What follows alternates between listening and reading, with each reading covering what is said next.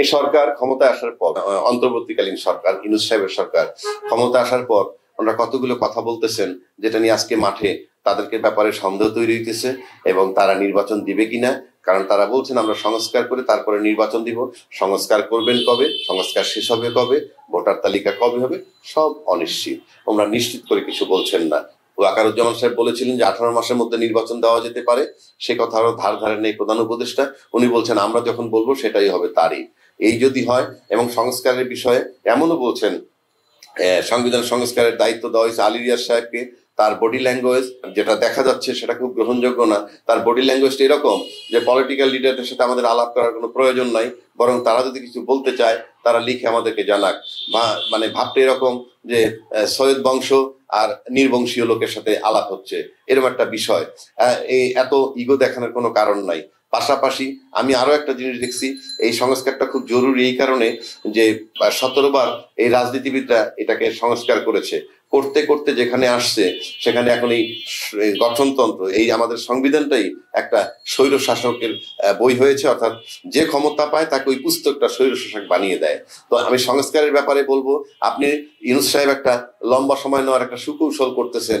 ইতিমধ্যে উনি বলেছেন যে উনি ওনারা একটা প্রজ্ঞাপন জারি করতে যাচ্ছেন যেখানে তাদের সমস্ত কর্মকাণ্ডর বৈধতা দেয়া হবে এবং তাদের সমস্ত কর্মকাণ্ড অর্থাৎ আগামী নির্বাচনে না হওয়া পর্যন্ত তাদের যত কর্মকাণ্ড সেটার বৈধতা দিতে হবে ওই প্রজ্ঞাপন দিয়ে। প্লাস তাদের এই কর্মকাণ্ড নিয়ে আদালতে কোনো অভিযোগ উত্থাপন করা যাবে না। তারপরে এমনও বলেছেন যে কোনো কারণে যদি রাষ্ট্রে জরুরি অবস্থা দেওয়ার ব্যাপার থাকে সেখানে রাষ্ট্রপতির অনুমতি থাকবে, সেখানে প্রতি স্বাক্ষর নিতে হবে আমাদের ইউনূস সাহেবের। অর্থাৎ ঘুরে ফিরে দেখা যাচ্ছে যে তারা হঠাৎ করে তাদের কর্মকাণ্ড নিয়ে কথা বলা যাবে না, চ্যালেঞ্জ করা যাবে না, এই বিষয়টা আসতেছে কেন?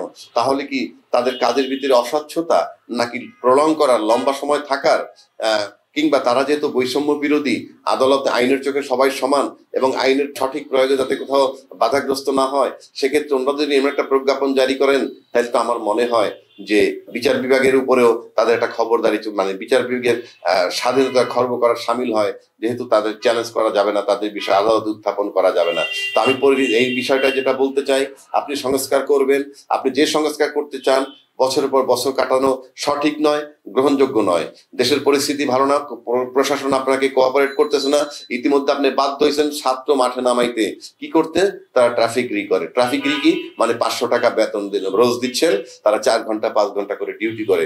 You are losing the career of the students. আপনারা তাদেরকে এখানে মাঠে নামিয়ে দিচ্ছেন। What about their future? আপনি এটা কি হিসাবে তাদেরকে নামাইলেন? এটা আমি ব্যক্তিগতভাবে এই মুহূর্ত পর্যন্ত আমি গ্রহণযোগ্য মনে করি না। কারণ আপনাদের একটা ব্যাখ্যা দেওয়া উচিত ছিল কোন আসপেক্টে কেন প্রশাসন আপনাদের যে কোঅপারেট করে না সেটাই এটার প্রমাণ। ট্রাফিক থাকা সত্ত্বেও কাজ হচ্ছে না, এতদিন চলছে, এখন চলছে না কেন? অর্থাৎ আপনার কিন্তু প্রশাসনিক ভাবে আপনার কোনো ভিত্তি নাই, প্রশাসন দ্বারা আপনি নন কোঅপারেটেড। শেষ পর্যন্ত আমি যেটা বলবো, আপনি সংস্কার করেন এবং বাংলাদেশে এই সংবিধান সংস্কার করার ব্যাপারে একটা কথা বলি, যদি দলে গণতন্ত্রের চর্চা না থাকে তাহলে আপনি সংবিধান যতই করেন না কেন আপনি এই দেশ ঠিক করতে পারবেন না। সুতরাং আমি মনে করি এই সংবিধান সংস্কার করবেন, সেক্ষেত্রে একটা জিনিস ঢুকিয়ে দেন এটার ভিতরে, এই যে কোনো পার্টি, কোনো দলের সভাপতি একই সময় সভাপতি বা প্রধানমন্ত্রী হতে পারবেন না, কিংবা একই সময় দলের পদ হোল্ড করে কোনো মন্ত্রী বা এমপি হতে পারবেন না, এবং কোন দলের সভাপতি 2 টার্মের বেশি থাকতে পারবেন না, কিংবা কেউ যদি মন্ত্রী হন বা প্রধানমন্ত্রী হন তিনিও 2 টার্মের বেশি থাকতে পারবেন না। অর্থাৎ একই ব্যক্তি একই পদ 2 বারের বেশি রাখতে পারবেন না। এটা যদি আপনারা সংবিধানের ভিতরে ঢুকিয়ে দেন তাহলে প্রত্যেকটা দলের ভিতরে গণতন্ত্র ফেরত আসতে বাধ্য এবং তাদের সেই মোতাবেক তাদের গঠনতন্ত্র সংশোধন করতেও তারা বাধ্য হবে আমি মনে করি। পাশাপাশি 70 অনুচ্ছেদ যেমন একটা মানুষের স্বাধীনতা নষ্ট করে, এমপির বক্তব্য দেওয়ার স্বাধীনতা নষ্ট করে, সে দলের সমালোচনা করতে পারে না, সেই 70 অনুচ্ছেদের সংশোধন করেন। একইভাবে আরো যে মেজর কিছু যেমন 7 অনুচ্ছেদ আছে যেখানে কতগুলা ধারা আছে, চ্যালেঞ্জ করা যাবে না, একেবারে বাতিলও করা যাবে না। এই সমস্ত জিনিসগুলো করে আপনি যত দ্রুত সম্ভব নির্বাচন দেন, আমার কাছে মনে হয় সেটা গ্রহণযোগ্য এবং দেশ দশের সবার জন্য ভালো হবে। আপনি লম্বা সময় ইতিমধ্যে আপনি চরম বিতর্কিত হয়েছেন, আপনার মনে হয় না আপনারা খুব লম্বা সময় যেতে পারবেন। আপনি এখন সামনে যত লম্বা সময় থাকবেন আমার কাছে মনে হয় দেশের পরিস্থিতি তত বেশি অস্থির হয়ে উঠবে বলে ব্যক্তিগতভাবে আমার কাছে মনে হয়। আমি চাইছিলাম না আপনাদের সমালোচনা করতে, কিন্তু আমি এখন আর কোনো অপশন পাচ্ছি না।